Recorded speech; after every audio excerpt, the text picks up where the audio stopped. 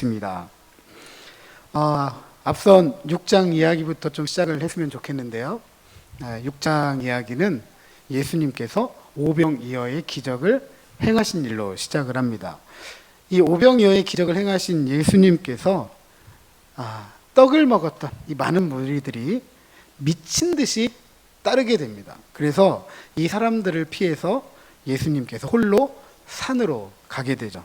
제자들 역시 이 떡을 줬는 사람들과 별다를 바가 없었던 것 같습니다. 그래서 예수님은 제자들을 풍랑이 이는 갈릴리 바다에 그냥 둡니다. 그 갈릴리 바다를 통해서 정신을 차리게 하려고 하는 거죠.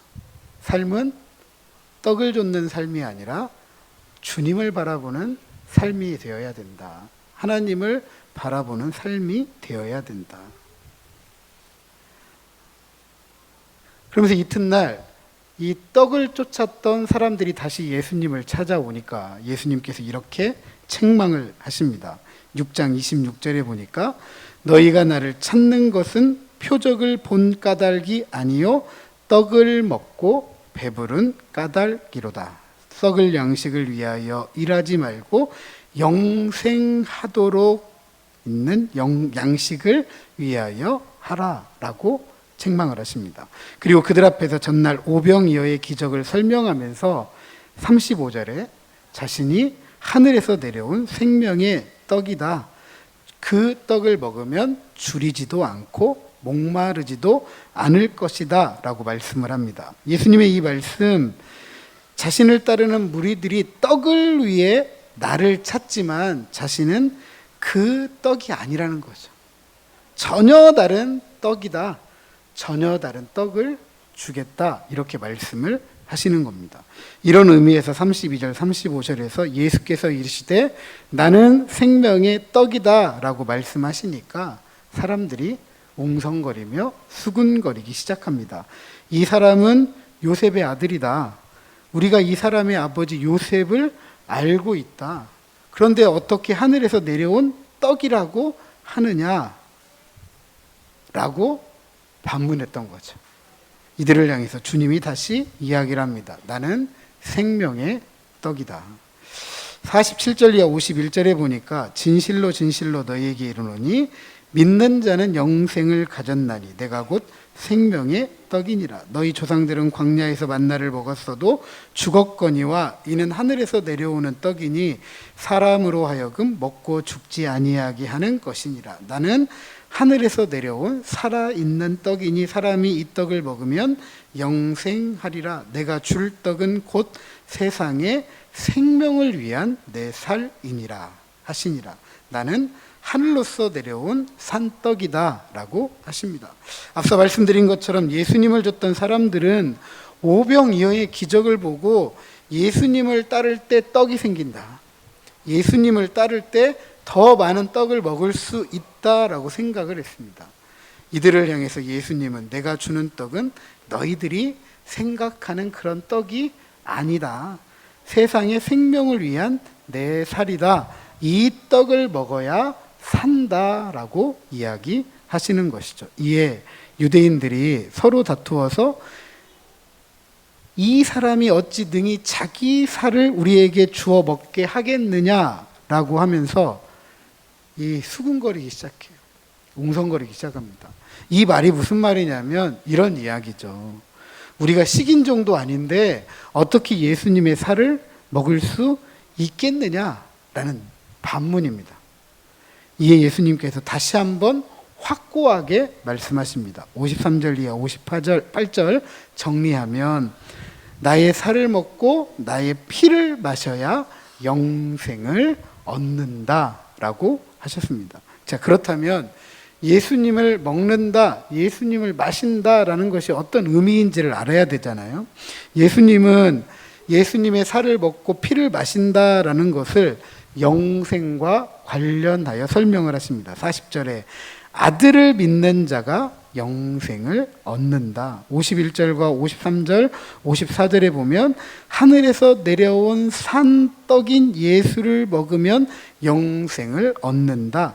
예수님을 먹는 것과 예수님을 믿는 것, 이렇게 연결시키고 있습니다. 곧 예수님을 믿는 것이 예수님을 먹고 마시는 것이다 라고 하는 것입니다. 이처럼 믿는 자가 영생을 가졌고 먹는 자가 영생을 얻는 것입니다. 그렇다면 또 질문해 볼 수 있죠. 예수님을 믿는다는 건 무엇일까? 예수님을 믿는다는 것. 56절에 보면 그 믿음을 연합이라는 비유로 설명을 합니다. 내 살을 먹고 내 피를 마시는 자는 내 안에 거하고 나도 그의 안에 거하느니라. 그리고 57절은 주로 말미암아 사는 삶이라고 가르치고 있습니다. 살아계신 아버지께서 나를 보내심에 내가 아버지로 말미암아 사는 것 같이 나를 먹는 그 사람도 나로 말미암아 살리라. 그렇다면 주님과 연합하여 주님으로 말미암아 사는 삶이 주님을 먹고 주님을 마시는 믿음의 삶이다라는 것을 알 수가 있습니다. 바로 이런 삶이 영생을 받아 누리는 삶인 것입니다. 우리가 십자가를 바라본다라는 것, 십자가에 달려서 자신의 몸이 찢기고 피를 흘리며 죽어가는, 아니 죽은 예수님을 바라보는 것입니다. 하지만 우리가 바라보아야 될 실체는 죽어가는, 죽은 예수님이 아니라 우리 자신이 바로 그 자리에서 살이 찢기고 피를 흘리며 죽어가는, 죽은 나를 바라보는 것입니다. 왜냐하면 바로 그 자리가 나의 죽음의 자리이기 때문입니다. 하지만 내가 죽어야 될 그 죽음을 예수님께서 대신 죽으셨고 내가 살아가고 있으니까 이제는 내가 사는 것이 아니다. 나를 위해 죽었다가 다시 사신 그리스도가 사는 삶이라고 바울은 우리에게 가르쳤습니다. 이 삶을 살아갈 때 바울은 이렇게 표현합니다. 하나님의 아들을 믿는 믿음 안에서 사는 것이다.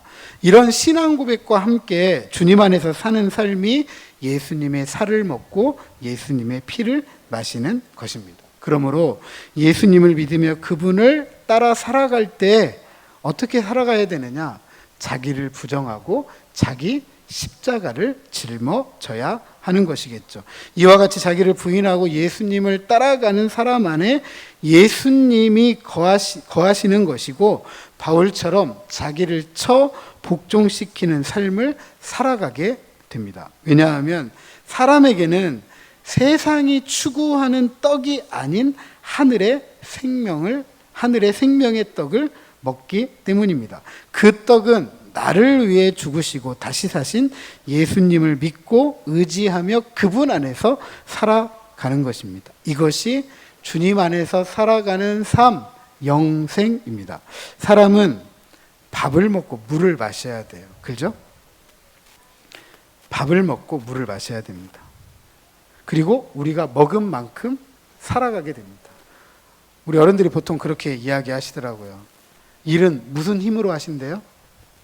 밥심으로 한대요. 그 말이 무슨 말이죠? 내가 먹은 만큼 할 수 있다라는 거예요. 그리고 실제로 먹은 만큼 그 이상은 하지 못해요. 그게 우리가 살아가는 삶의 한계입니다. 이게 세상에서 먹고 마시는 거예요. 그러니까 더 힘을 많이 쓰기 위해서 더 많이 먹으려고 하는 거예요. 예전에는 생존을 위해서 밥이 전부였지만 지금 생존을 위해서 밥뿐만 아니라 뭐가 필요하죠? 돈도 필요하고 권력도 필요하잖아요. 그 어떻게 말하면 그게 세상을 살아가는 힘이에요. 그것만큼 살아가는 거예요. 그것만큼. 권력을 주니까 권력을 가진 것만큼 행사하잖아요. 그죠? 권력을 가진 것만큼. 그게 세상입니다. 그러니까 다른 사람보다 내가 더 큰 힘을 쓰기 위해서 어떻게 해야 되죠? 더 많이 먹어야 되죠. 더 힘을 가져야 되죠. 그게 세상을 살아가는 삶의 법칙입니다.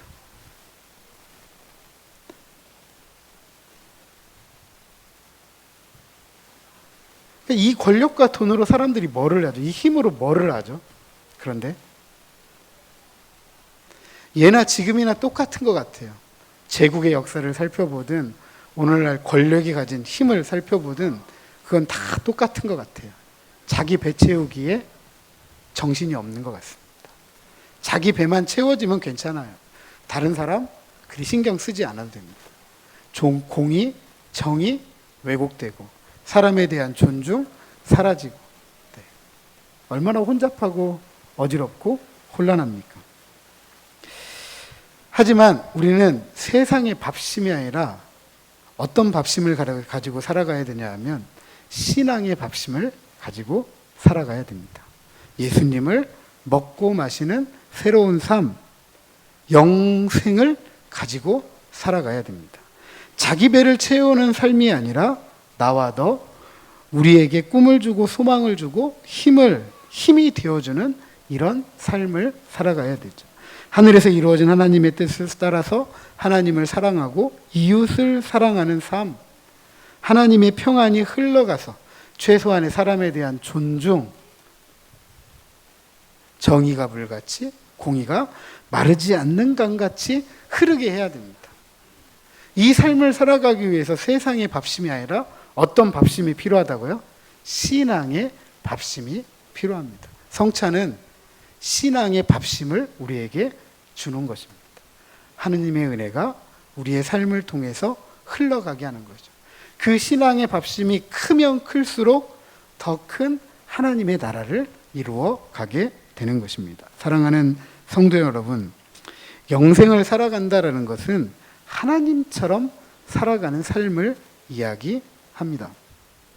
그런데 오늘 많은 신앙인들이 영생에 대한 오해가 있는 것 같아요.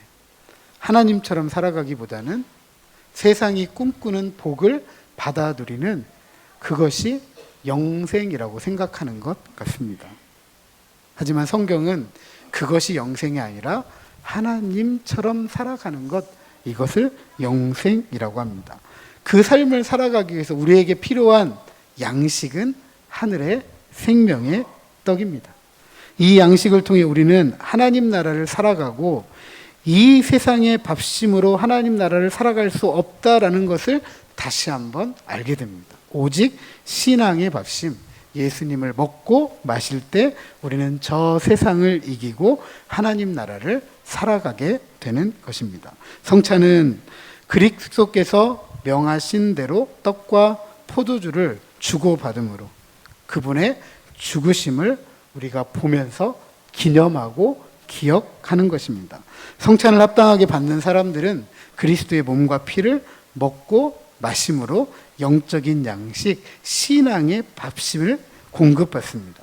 그렇기 때문에 은혜 안에서 자라게 되고 그리스도와 연합하고 그 교제가 더욱더 든든하게 되는 것입니다. 그러기에 성찬을 합당하게 받는 사람들은 이 성찬을 물질적으로, 육체적으로 받지 않습니다. 물질적으로, 육체적으로 보면 별거 아니잖아요. 그죠? 떡이라고 주는 것이 이만큼밖에 되지 않고 맛이라고 주는 포도주가 이만큼밖에 되지 않아요. 누가 이걸 밥심이라고 말할 수 있겠어요? 우리는 세상의 밥심이 아니라 신앙의 밥심이죠. 영적인 방식으로, 신비한 방식으로 이 안에 임재하시는 주님을 먹고 마시는 것입니다. 십자가에 못 박히신 그리스도, 그분의 죽음에서 오는 모든 혜택을 바로 이 성찬의 믿음으로 참여하면서 누리게 되는 것이죠. 그래서 우리는 이 성찬에 참여할 때 경외함이 있어야 됩니다. 두렵고 떨림이 있어야 돼요. 세상의 밥은 내가 먹고 싶은 것만 먹을 수 있습니다. 먹기 싫으면 안 먹겠다고도 할 수 있어요. 그러나 이것이 신앙의 밥심이라고, 세상을 이기는 밥이라고 우리에게 주신 것이기 때문에 우리는 이것에 대한 타박이 있어서는 안 되고 그것을 경외함으로 받아야 됩니다. 이 떡과 포도주가 우리에게 참된 생명의 양식이 되기 때문입니다.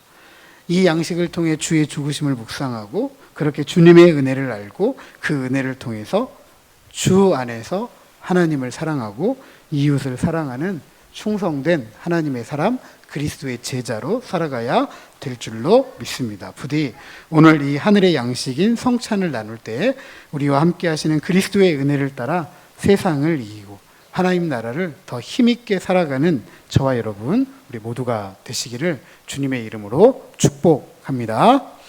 옆에 있는 분들에게 권면하십니다. 신앙의 밥심으로 살아갑시다.